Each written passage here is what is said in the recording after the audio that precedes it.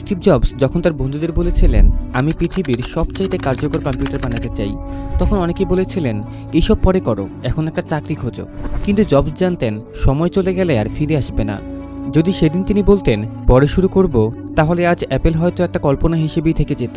Steve jobs বলেছিলেন your time is limited, so don't waste it living someone else life.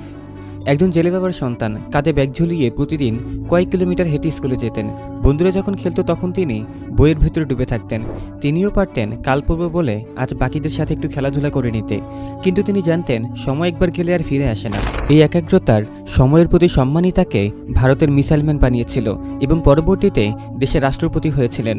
আর সেই মহান মানুষটি হলেন এপিজে আব্দুল কালাম। ডক্টর মোহাম্মদ ইউনুস পারতেন বিদেশে থেকে ভালো ক্যারিয়ার গড়তে, কিন্তু তিনি দেশে ফিরে এসেছিলেন মানুষের পাশে দাঁড়াতে।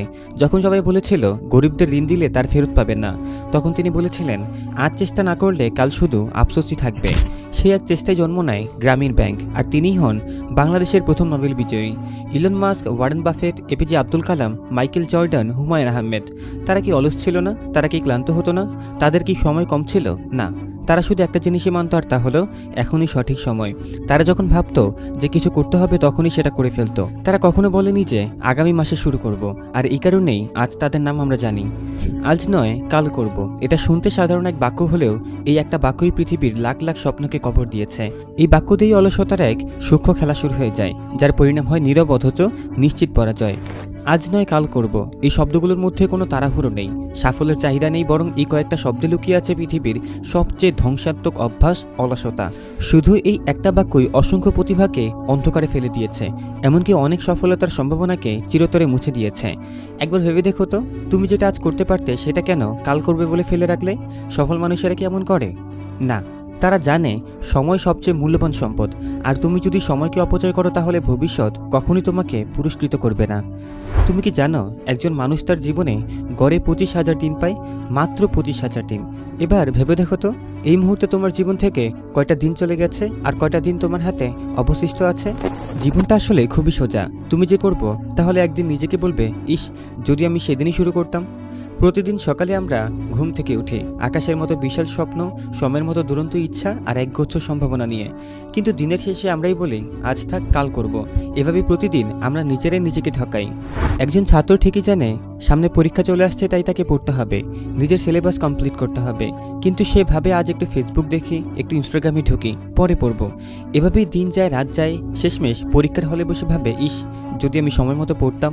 একজন তরুণ ছেলে চাকরি খুঁজছে, সে জানে সিভি বানাতে হবে, নিজের স্কিল ডেভেলপ করতে হবে, ইন্টারভিউর প্রস্তুতি নিতে হবে, কিন্তু সেও ভাবে আজ নয় আগামী সপ্তাহ থেকে পুরোদমে শুরু করব।